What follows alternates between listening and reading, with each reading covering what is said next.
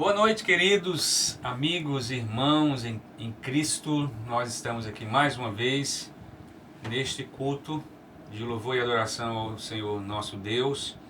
Nós louvamos a Deus pela vida de vocês que estão nos assistindo, vocês que têm acompanhado as nossas postagens, têm acompanhado por meio do YouTube, por meio do Facebook.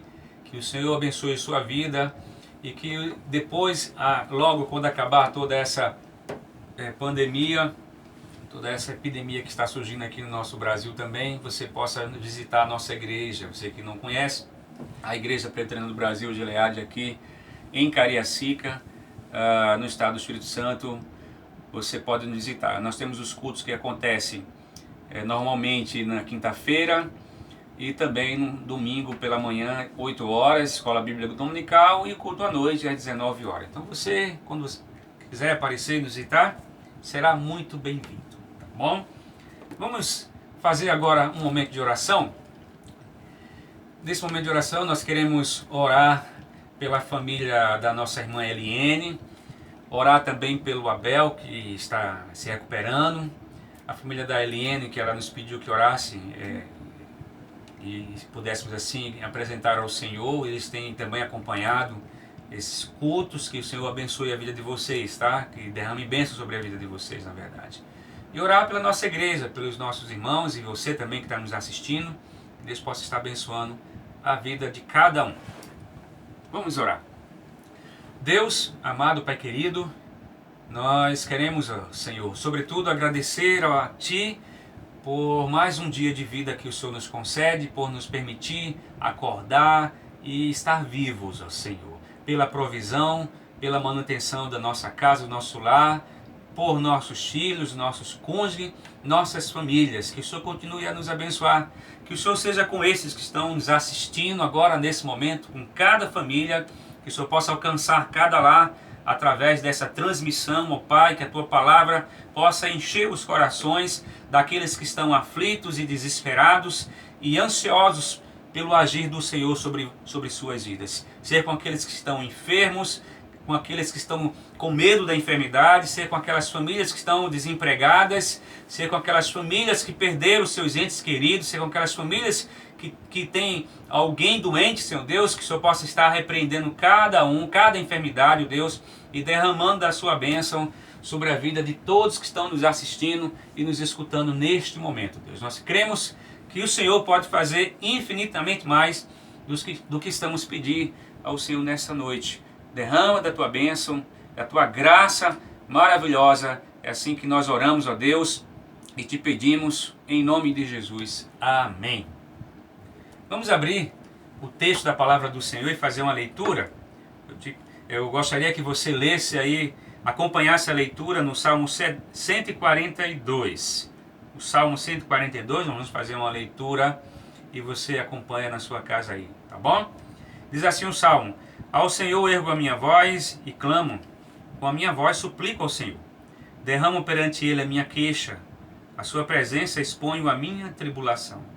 Quando dentro de mim me esmorece o espírito, conheces a minha vereda. No caminho em que ando, me ocultam a armadilha. Olha à minha direita e vê, pois não há quem me reconheça. Nenhum lugar de refúgio, ninguém que por mim se interesse. A ti clamo, Senhor, e digo, tu és o meu refúgio, o meu quinhão. Tu és, Senhor Deus, na terra dos viventes. Atende o meu clamor, pois me vejo muito fraco. Livra-me dos meus perseguidores, porque são mais fortes do que eu. Vamos ler agora o versículo 7 juntos, você aí na sua casa. E versículo 7, vamos lá? Tira minha alma do cárcere, para que eu dê graças ao teu nome. Os justos me rodearão quando me fizeres esse bem. Amém. Glória a Deus. Aleluia.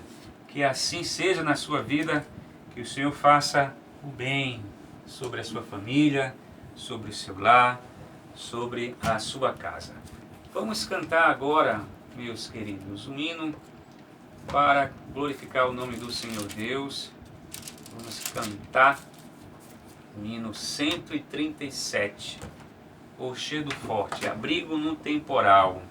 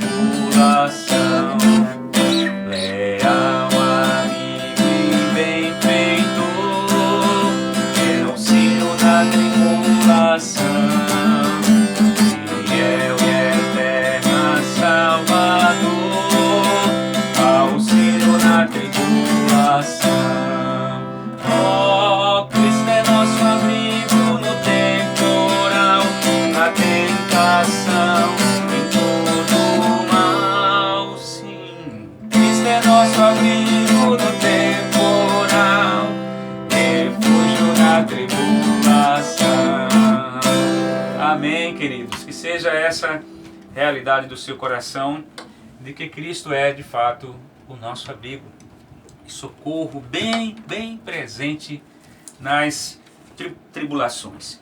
Vamos agora ler o texto da palavra do Senhor para nós refletirmos um pouco agora nessa noite, no livro de Isaías, no capítulo 43. Isaías, capítulo 43, e vamos ler o versículo 2, 3 e 5. Isaías, capítulo 43, versículo 2, 3 e 5. Você pode abrir aí a sua Bíblia, eu vou esperar um pouquinho você encontrar o texto. Isso. Diz assim o texto: quando passares pelas águas, eu serei contigo. Quando pelos rios, eles não te submergirão. Quando passares pelo fogo, não te queimarás, nem a chama ardente arderá em ti. Versículo 3. Porque eu sou o Senhor teu Deus, o Santo de Israel, o teu Salvador, e dei o Egito por teu resgate, e Etiópia e Sebá por ti. Versículo 5. Não temas, pois, porque sou contigo. Trarei a tua descendência desde o Oriente e a juntarei desde o Ocidente. Que maravilha! Quando nós pensamos na palavra do Senhor e o quão profundos é a sua revelação, nós percebemos de maneira muito clara o quanto nós somos dependentes dele.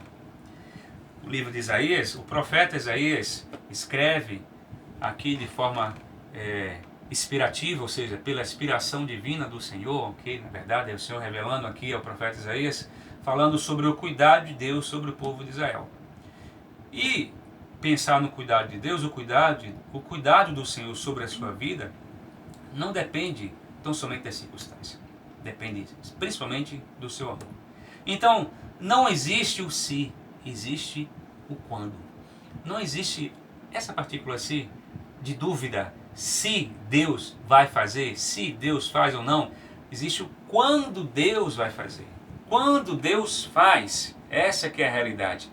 Nós não podemos ter dúvida da ação de Deus sobre nossa vida, mas nós sabemos que Deus assim fará conforme a vontade dele, o desejo dele. E nós vamos pensar justamente sobre essa questão. Em Deus não existe o se, e sim o quando.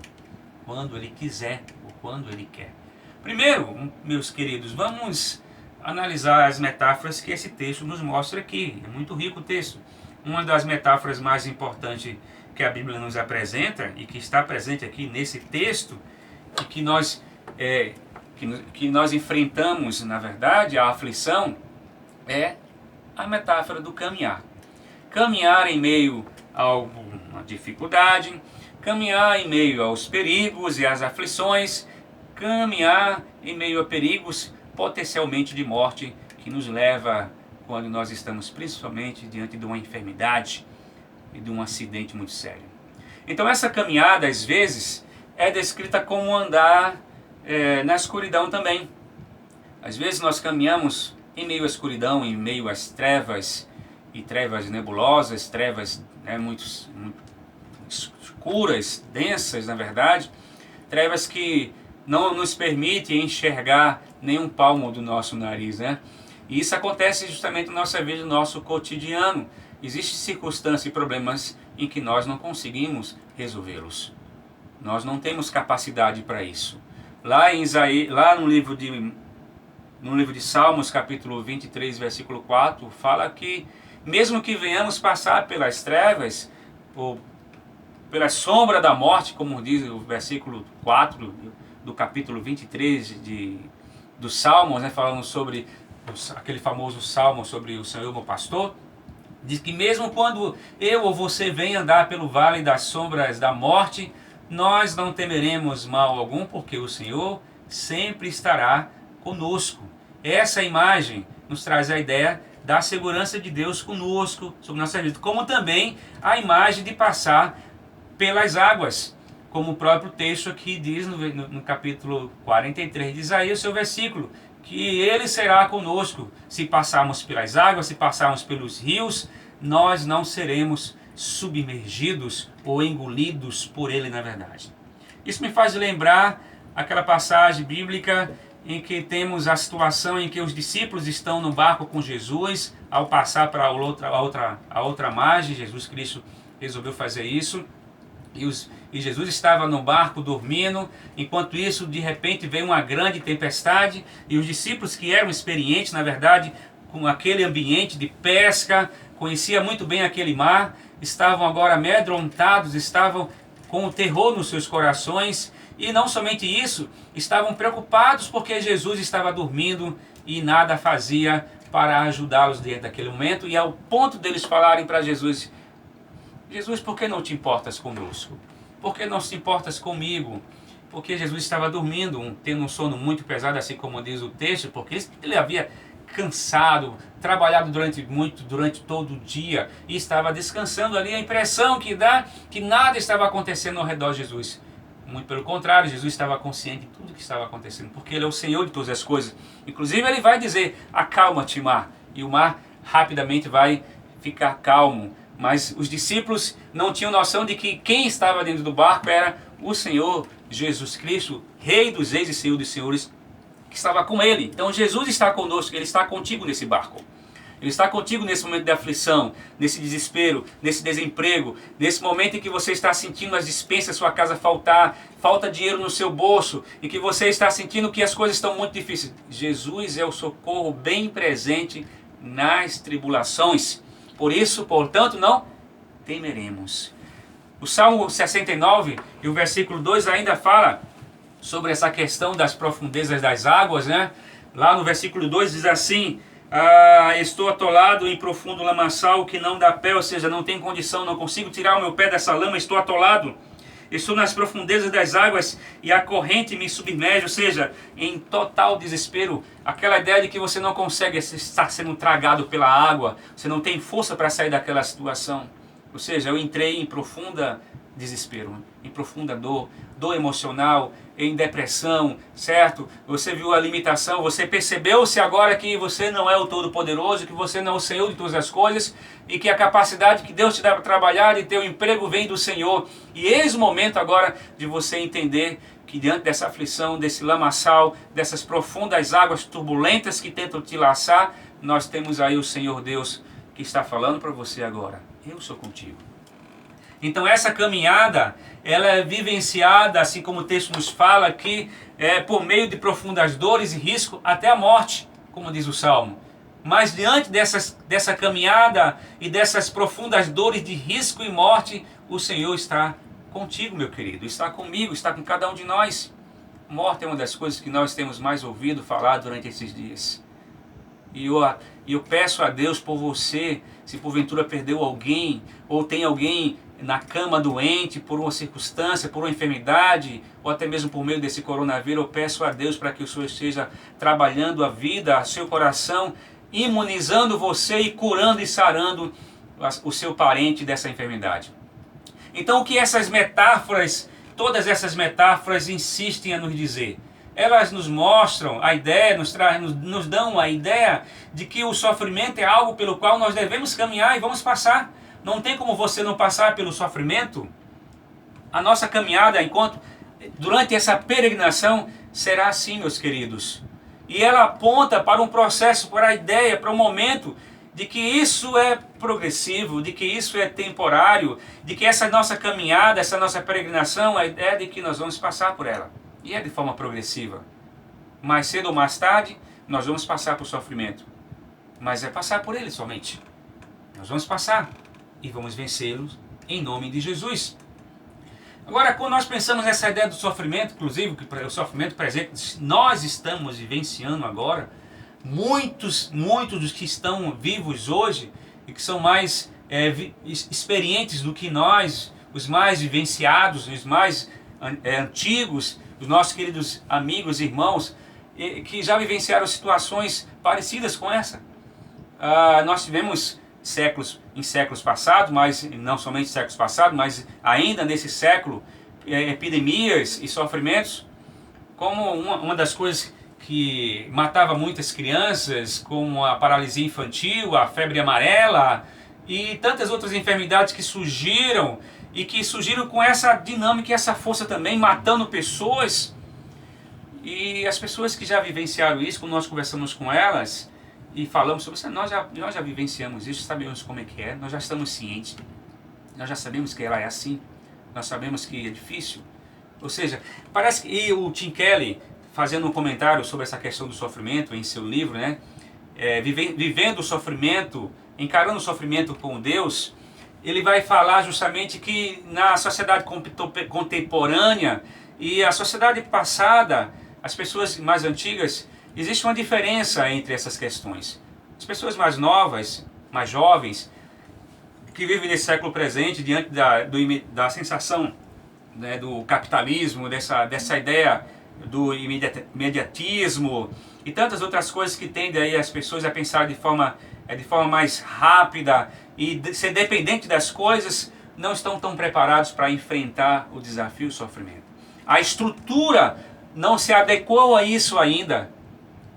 E aí ele vai dizer que existe uma diferença muito grande com relação a isso. E você observar muito bem a realidade, o desespero tem tomado muita força na vida das pessoas nesse século presente, nessa sociedade contemporânea que nós vivemos hoje. A ideia é que nós devemos enfrentar o desafio e aceitar sem vacilar, sem grande comoção, até passar por eles. Você pode até ser abalada, a sua estrutura pode ser até abalada, mas você não será levado a sucumbir. Então esse mundo ocidental contemporâneo, ele encara o sofrimento como uma questão parecida com condições climáticas adversas. Algo que evitamos ou do qual não projetamos até que passe. Ou seja, como é o caso da pandemia hoje, viral do coronavírus, essa pandemia, ela vai passar. Nós precisamos colocar isso na nossa mente. Existe um prazo de validade para ela. Então existe um inusitado equilíbrio da fé, deve existir um inusitado equilíbrio da fé sobre essa metáfora do caminhar pela escuridão, ou por águas turbulentas, ou pelo fogo, que é o fogo, que é uma das coisas que também Isaías nos fala aqui, e que devemos analisar no texto que nós temos aqui. Nós precisamos entender que nós não vamos ficar desequilibrados e nem permitir que o sofrimento tome conta de nós. Mas também não vamos achar que é possível evitá-lo ou ser totalmente imunes a ele. Nós não somos super-homens. Nós não temos a capacidade de ser imunes a qualquer coisa.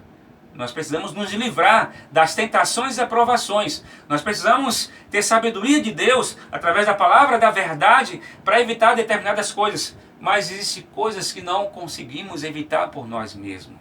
Nós conseguimos passar por elas na força e no poder de Deus, assim como diz essa outra metáfora aqui do fogo, que nós devemos enfrentar. O texto diz assim: quando passares pelas águas, eu serei contigo. Quando passares pelos rios, eles não te submergirão. Quando passares pelo fogo, não te queimarás, nem a chama ardente arderá em ti, na verdade.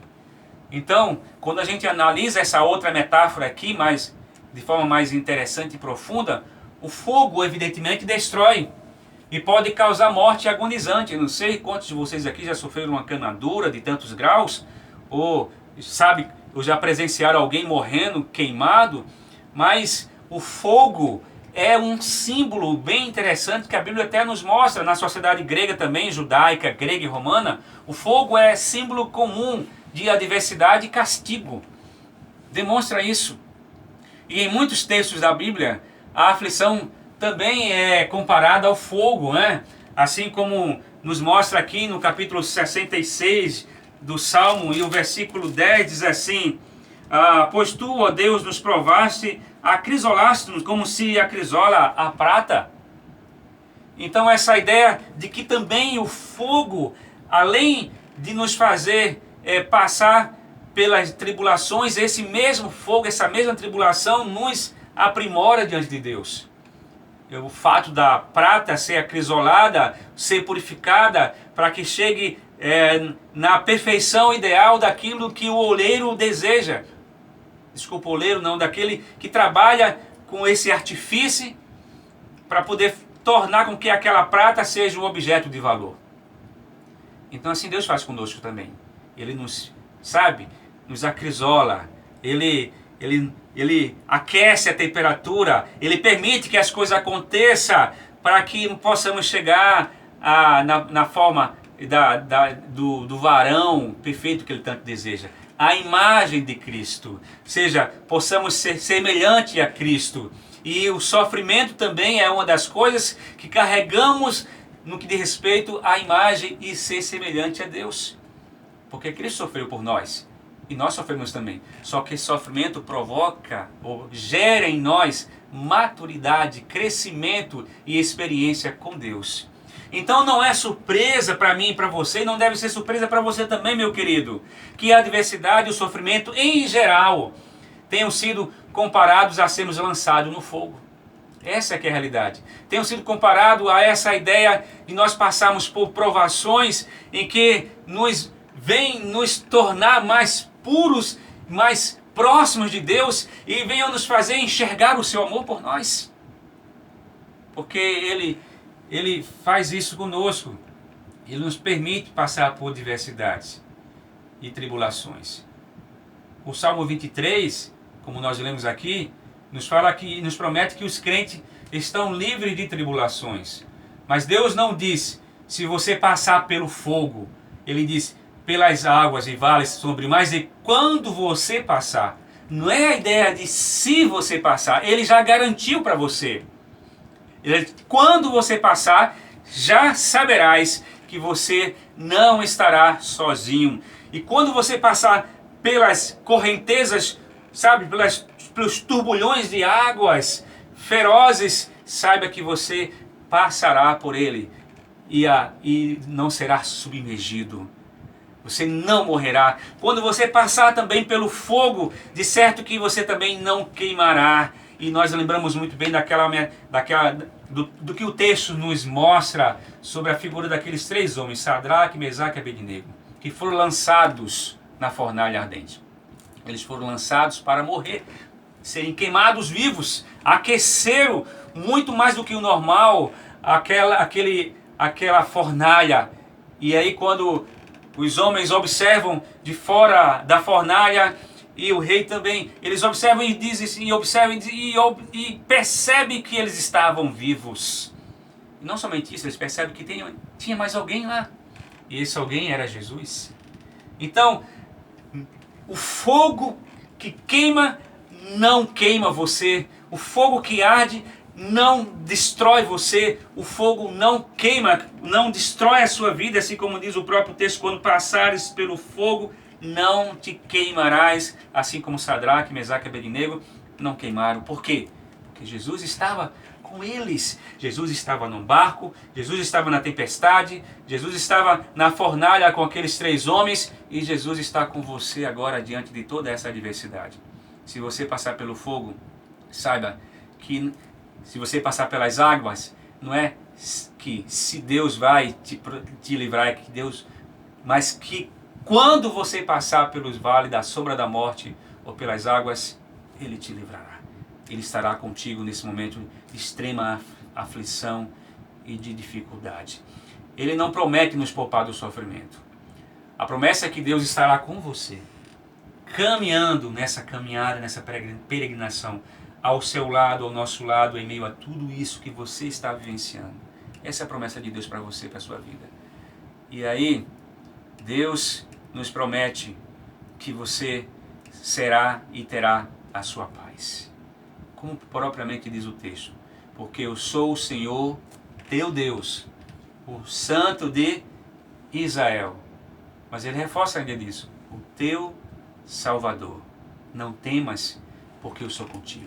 Então você que está nos ouvindo agora, você talvez não tenha tido uma experiência com Cristo, com Jesus, com esse Salvador que diz para você nessa noite, eu sou contigo. Talvez você não tenha ainda, percebido o amor de Deus de forma tão real na sua vida, mas Ele diz para você nessa noite, olha, mesmo que você passe pela sombra da morte, eu serei contigo. Mesmo que você esteja sendo submergido, mesmo que você esteja agora passando pelas águas, você não será submergido porque eu sou contigo.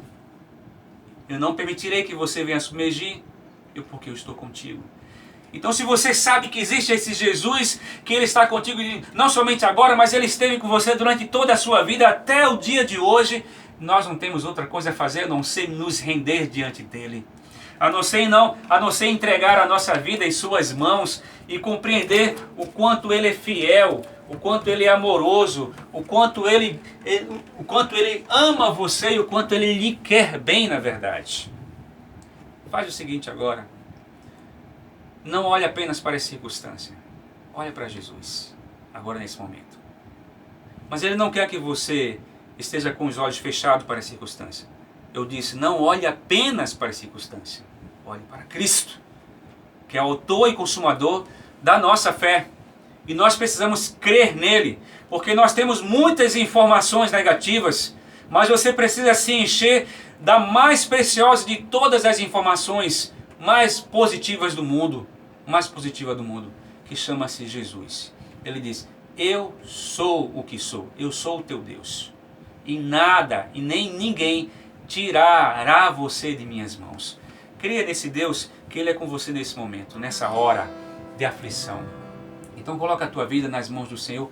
Fecha agora os olhos, por favor, e vamos orar a esse Deus. Fala com Ele agora nesse momento.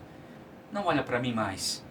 Segura na mão da tua esposa, do teu filho, da tua parentela que está do teu lado. Se você estiver sozinho, se quiser se ajoelhar, como você achar melhor, e ora a Deus agora e apresenta a tua vida nas mãos dEle, porque Ele é maravilhoso.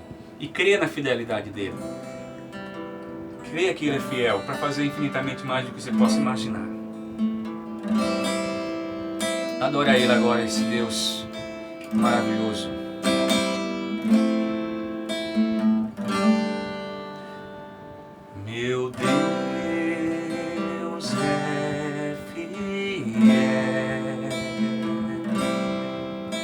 Meu Deus é fiel. Ele é fiel, meu querido. Meu Deus é fiel. Ele prometeu estar com você nessas horas. Meu Deus é fiel. Seu amor, o seu perdão nos trouxe paz, consolação. A graça que nos renovou. Meu Deus é fiel. Meu Deus é fiel. Declara comigo agora, meu querido. Meu Deus é fiel. Meu Deus é fiel. Meu Deus é fiel. Mais uma vez, meu Deus. Meu Deus é fiel. Aleluia. Meu Deus é fiel.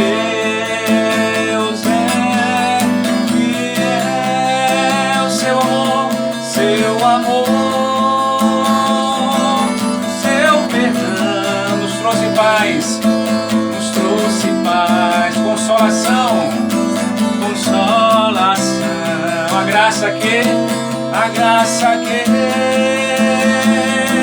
nos renovou. Meu Deus é fiel, meu Deus é fiel. Seu amor, seu perdão nos trouxe paz, consolação. A graça que nos renovou. Meu Deus é fiel. Aleluia, tu és fiel, Senhor. Meu Deus é fiel. Meu Deus é fiel.